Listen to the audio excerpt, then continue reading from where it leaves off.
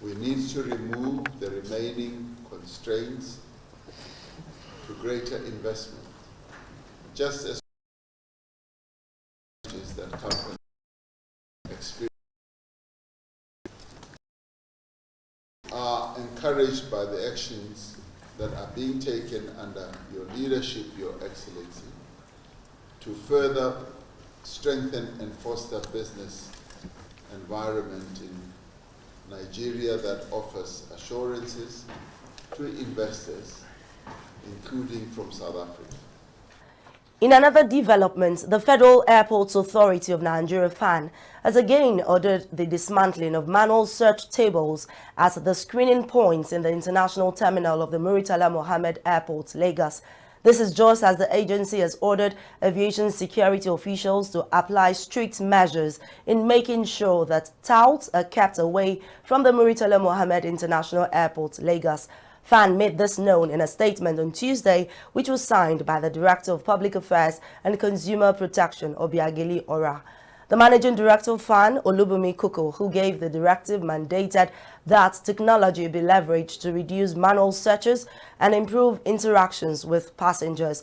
Kuku noted that collaboration and intelligence sharing among agencies were also deemed essential for enhancing service delivery.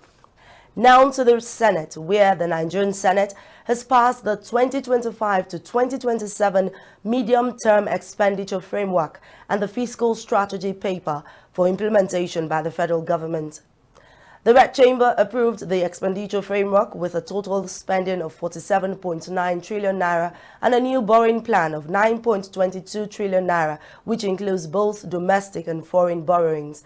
The passage followed the presentation of a report by the chairman of the Joint Committees on Finance and National Planning and Economic Affairs presented by Senator Musa Sani.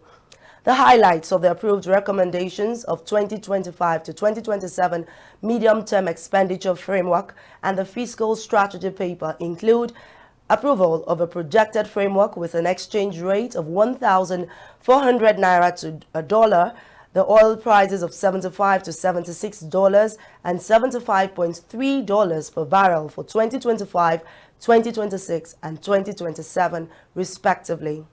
Following the criteria in the overview of the framework for revenues and expenses, the 2025 Federal Government of Nigeria budget proposed spending stands at 47.9 trillion, of which 34.82 trillion was retained. New borrowing stood at 9.22 trillion, which constitute both domestic and foreign borrowings. Debt service was valued at 15.38 trillion. Pensions, gratuities, and retirees' benefits stood at 1.443 trillion, and fiscal deficit at 13.08 trillion be approved.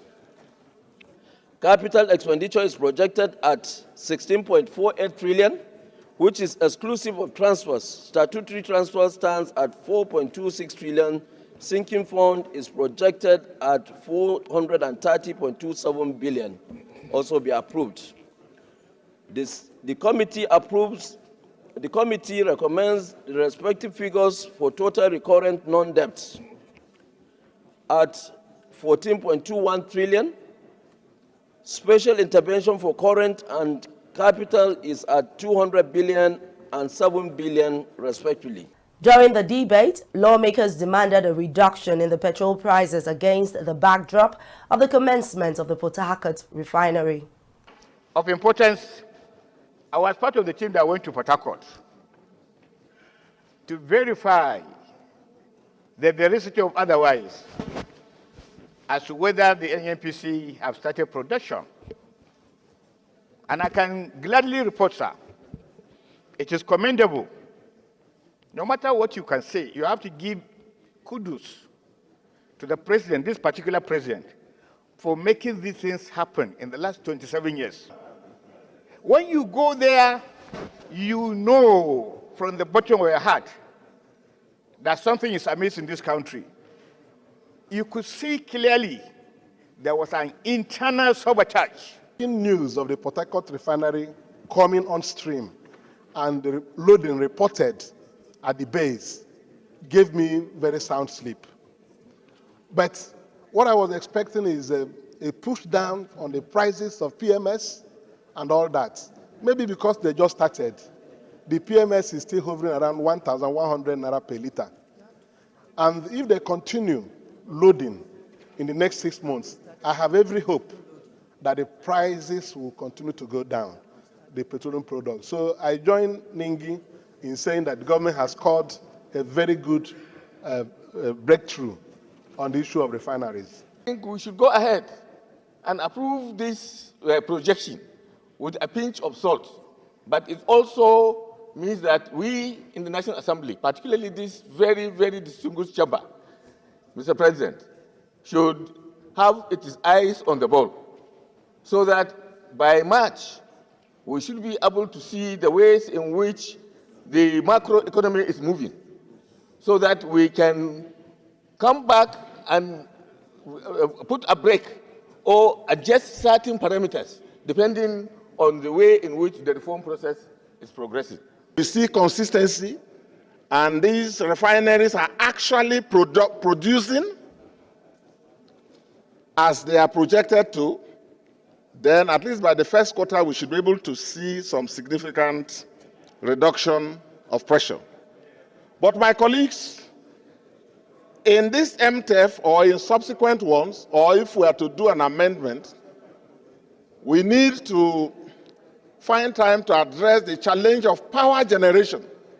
Senate President Godswill Akpabio, in his remarks after the passage of the expenditure framework, commended members of the Joint Committee and other lawmakers for their legislative inputs leading to the approval of the 2025, 2026 and 2027 medium-term expenditure framework and the fiscal strategy paper. The Senate of the Federal Republic of Nigeria has now passed the 2025 to 2027 medium-term expenditure framework, MTEF, and fiscal strategy paper for implementation by the federal government of Nigeria.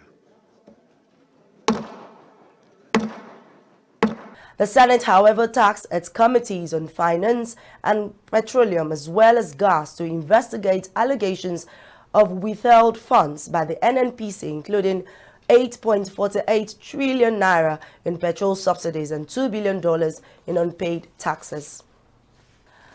The Northern Coalition Group for Senator Jibrin Barau, the Deputy President of the Senate, on Tuesday threw its weight behind the tax reform bills, saying it will address the decadence in the tax system of the country.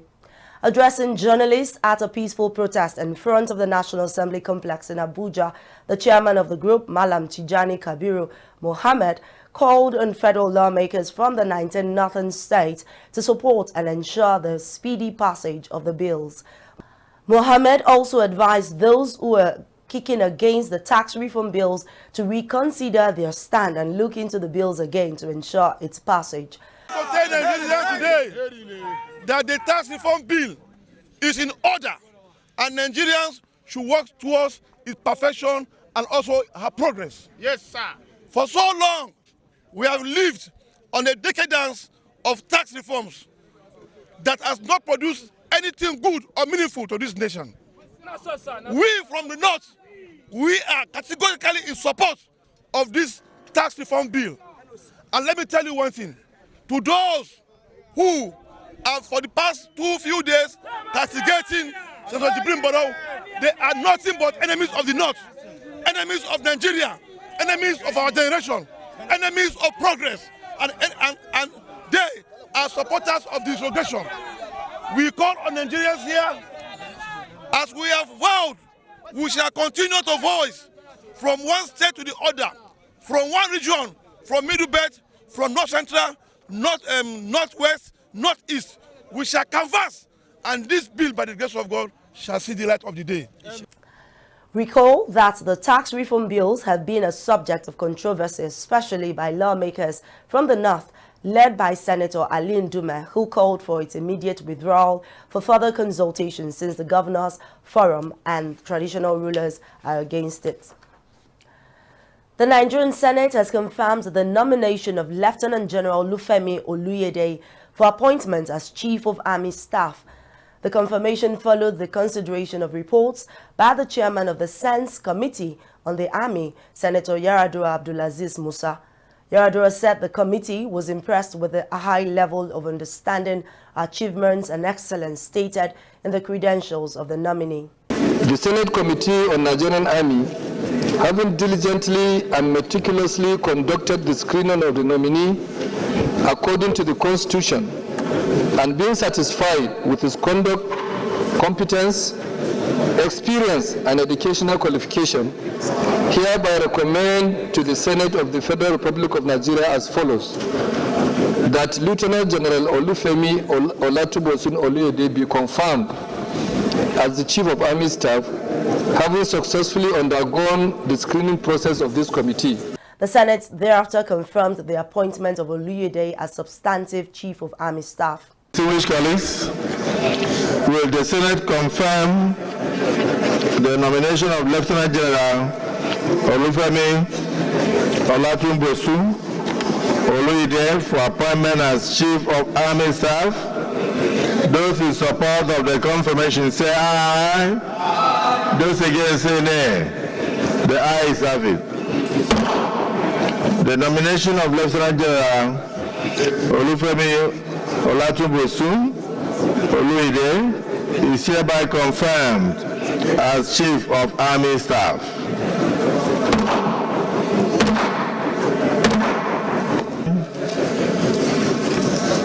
Successes and progress, and do hope and pray that through this appointment,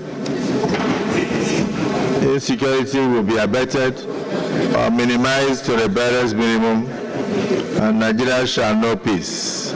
Lieutenant General Oluyede was appointed to act as the Chief of Army Staff following the illness and subsequent death of late Lieutenant General Taoreed Abiodun Lagbaja. In Kaduna State, former Senator of the Federal Republic of Nigeria, Shehu Sani, has called for redress over the increasing rate of out-of-school children in the northern region of the country, especially the girl child.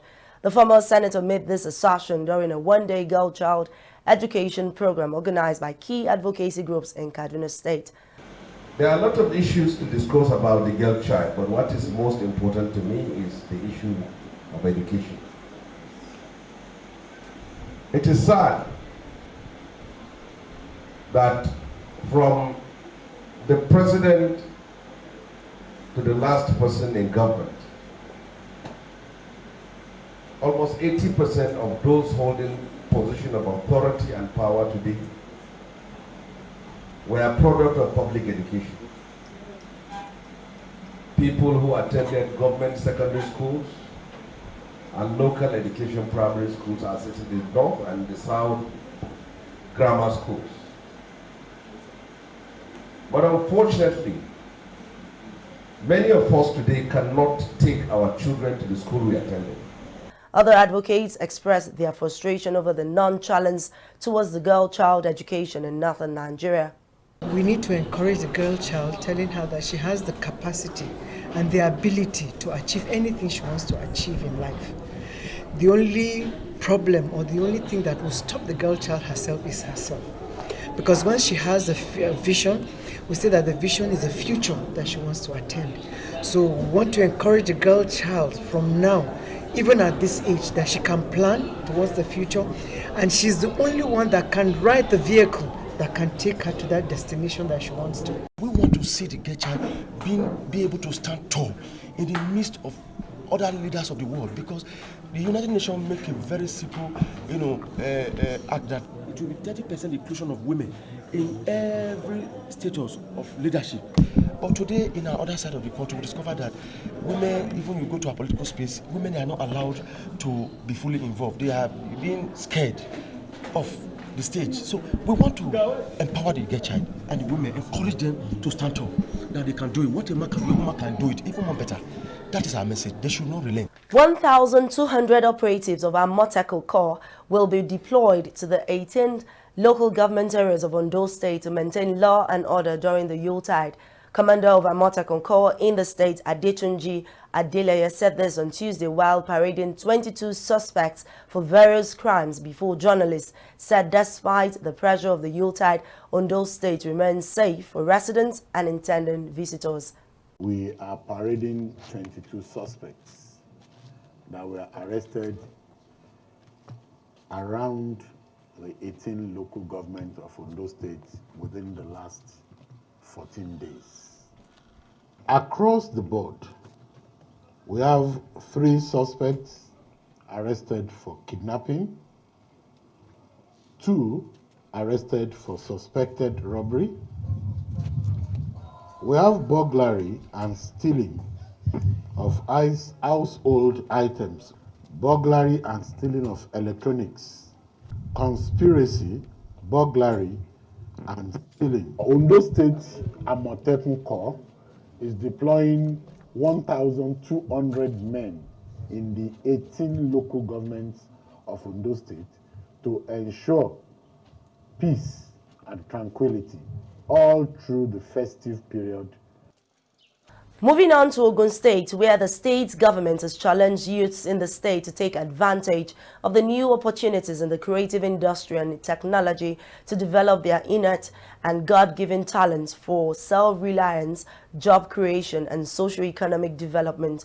The Special Assistant to the Governor on Tech Innovations said efforts are being intensified to catch up with the emerging technology and the creative industry. World Bank says that the creative industry in Nigeria can spin over 4 million jobs annually if it's properly harnessed. But how much of that harnessing are we doing? If you watch African Magic Yoruba, you realize that over 85% of movies that are aired on African Magic Yoruba are shot here in Ogun State. But how much of investment do we have to keep that as an economic multiplier here in Ogun State? That is how now, I don't even need to put drums, I don't need to put shekere, I don't need to put all of that together to even make music. Dr. Paul, am I right? So Dr. Paul is going to be joining me any moment from now to take us on that exposition into how technology and innovation is changing the face of creative industry. And many of you here, I know you are either in school or you have achieved one degree or another. How can we for that next growth, that next leap in your career?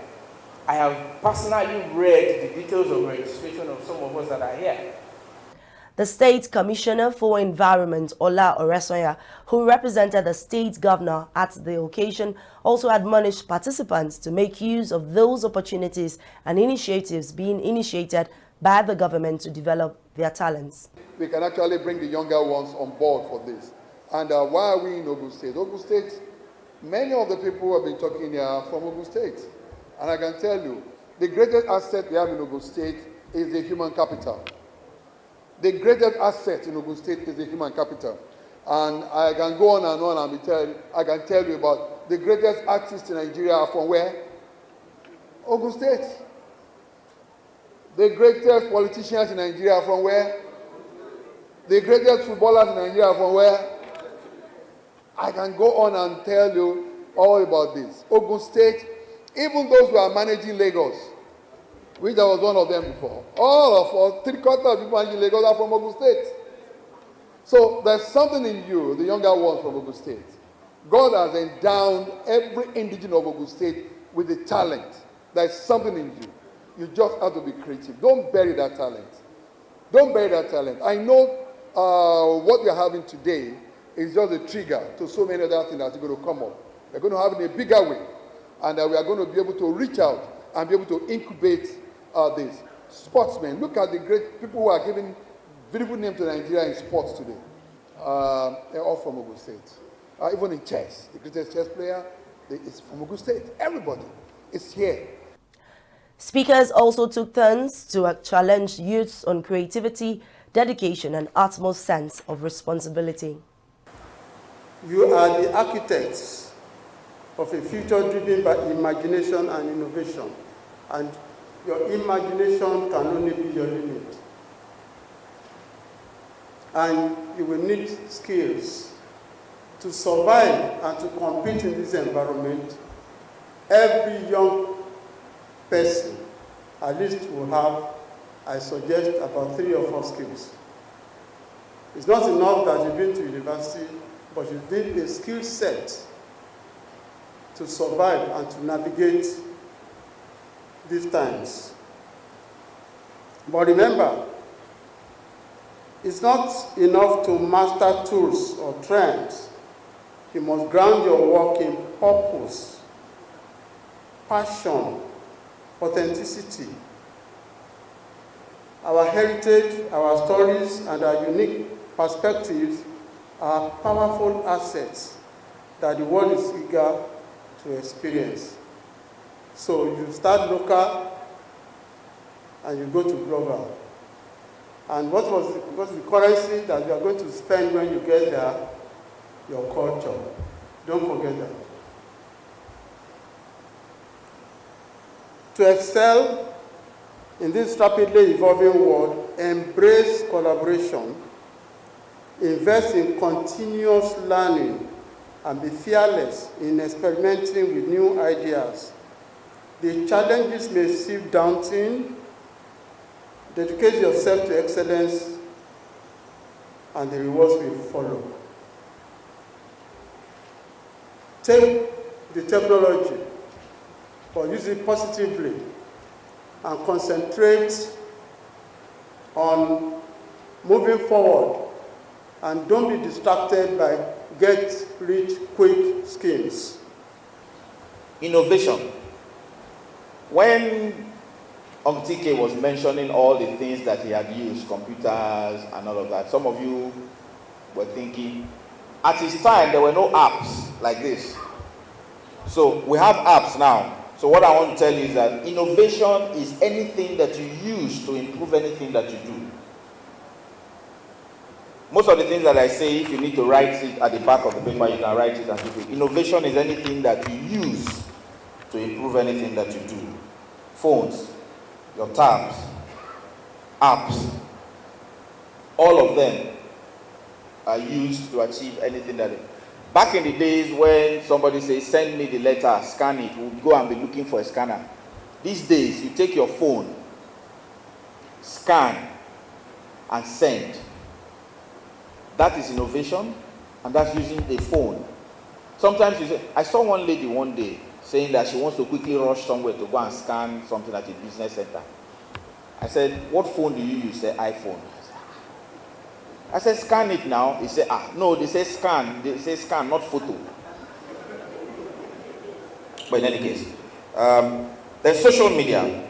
If you are in the creative industry and you still have a page that has only 2 pictures, and the pictures have nothing related to the business that you do, you have failed. A lady saw me some time back and said, oh, bros, I want you to buy some properties. I said, hey, are you into real estate? She said, yes. I said, what's your page? She gave me the page. I went there. 2 posts about houses. The rest, she was taking selfies and all kinds of pictures that had nothing to do with her business. Now to Lagos State, where the state governor Babajide Sanwo-Olu on Tuesday signed the Lagos State Electricity Bill 2024 into law, setting the stage for a power supply system aimed at providing reliable electricity to residents. The Lagos State Electricity Law 2024 is a comprehensive plan by the Sanwo-Olu government to address long-standing challenges in the energy sector. The law was designed to lay a robust foundation for economic growth, fostering industrial growth, improved quality of life, energy equity, economic prosperity, and environmental sustainability. Speaking during the signing ceremony, Sanwo-Olu charged all relevant stakeholders to work together for the full implementation of the law. The signing of the bill at Lagos House Ikeja was witnessed by Deputy Governor Dr. Femi Hamzat, Chairman of the Lagos State House Committee on Energy and Mineral Resources, Honorable Sabiru Oluwa, Attorney General and Commissioner for Justice, Lawal Pedro, Commissioner for Energy and Mineral Resources Biodun Ogunleye, as well as members of the State Executive Council and Lagos State House of Assembly. News stories from the build sector are up next. Stay with us. Get credible and authentic housing news at your fingertips by downloading the Housing TV mobile app. You can also join the Africa International Housing Show live from across the globe through the Housing TV mobile app. The mobile app features live streaming and trending housing news. You can locate the AIHS venue via the app, network with AIHS seasoned speakers, and live chat with exhibitors. You can also order house or building materials at AIHS via this app. Download the Housing TV mobile app now from the App Store and Google Play Store. And don't forget to click on the notification button. Available for both iOS and Android users. Housing TV is also on Star Times, channel 149 decoder.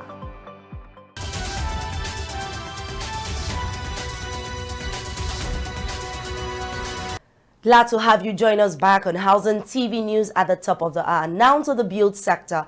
A section of the Samsung building under construction at Banex Junction, Aminu Kano Crescent, Wuse to Abuja, collapsed on Tuesday, leaving 4 people injured. According to Nkechi Issa, head of public affairs at the Federal Emergency Management Department, the incident occurred when the penthouse of the 3-story building collapsed during casting. Issa stated that no life was lost to the incident, but 4 out of the 10 construction workers on site sustained minor injuries and have been taken to the Wuse General Hospital for treatment. Reacting to the incident, the Assistant Director General of the FCT Emergency Management Department, Engineer Abdulrahman Mohammed, appealed to developers to adhere to the building code. He also urged developers always to ensure on-site safety. Recall that the Samsung Plaza was burnt after a fire incident in November 2023. According to the FCT Fire Service, the inferno resulted from welding activities near a pile of empty and combustible cartons. To wrap up Housing TV News at the top of the hour, on the foreign scene, in a dramatic turn of events, South Korea